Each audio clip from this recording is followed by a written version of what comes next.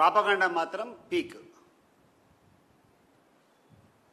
వీళ్ళు చేసేటువంటి పనికిమాలిన పనులకు, వీళ్ళు చేసేటువంటి అర్థం లేనటువంటి పనులకన్నిటికి కూడా ప్రాపగండా క్రియేట్ చేసేదానికి పోటీపడి మరికొన్ని ఛానళ్ళు కానీ కొన్ని పత్రికలు కానీ తెగించి మరీ పనిచేస్తున్నాయి.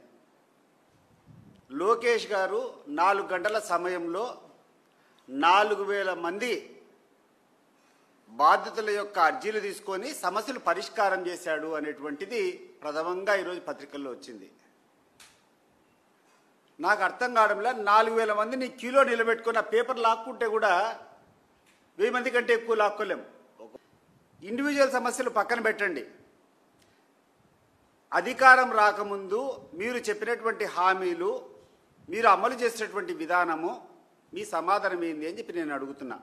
ఈ రాష్ట్రంలో జగన్మోహన్ రెడ్డి గారు ముఖ్యమంత్రిగా ఉన్నటువంటి సమయంలో ఆయన దిగిపోయేటువంటి కాలానికి 66 లక్షల మందికి 66 లక్షల చిల్లర పైచిలుకు పెన్షన్లు వచ్చేటివి. మరి ఈరోజు ఎంతమందికి వస్తున్నాయి లోకేష్ గారు? 61 లక్ష. ఈ నెల తీస్తే 61 లక్ష అంటే 5 లక్షల మంది తగ్గిపోయినారు.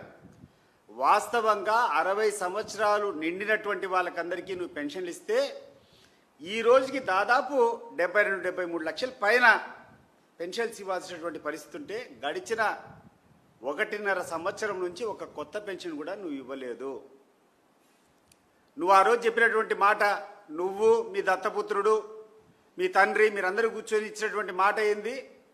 బీసీలు, మైనారిటీలు, ఎస్సీలు, ఎస్టీలు వీళ్ళకందరికీ కూడా 50 సంవత్సరాలు దాటితే పెన్షన్ ఇస్తామని చెప్పారు. 50 సంవత్సరాలు వదిలిపెట్టు, 60 సంవత్సరాలు పూర్తయిన వాళ్ళకే గడిచిన 2 సంవత్సరాల నుంచి ఒక్క పెన్షన్ అన్నా ఇచ్చినావా? జగన్మోహన్ రెడ్డి గారు పదవి దిగిపోయేటప్పటికి 20 లక్షల మందికి పెన్షన్లు అదనంగా వచ్చినాయి. 66 లక్షల మందికి పెన్షన్లు వచ్చినాయి.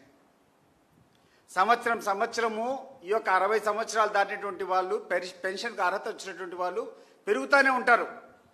కానీ మొట్టమొదటిసారి 1.5 సంవత్సరం కిందట 66 లక్షల మంది లబ్ధిదారులు ఉంటే ఈరోజు 61 లక్షకు పడిపోయిందంటే మీ చిత్తశుద్ధి దీన్ని బట్టి అర్థమవుతూ ఉంటుంది. పని చేయవయ్యా లోకేష్. ప్రచారం తర్వాత, ప్రాపగండా తర్వాత, ముందు పని చేయి.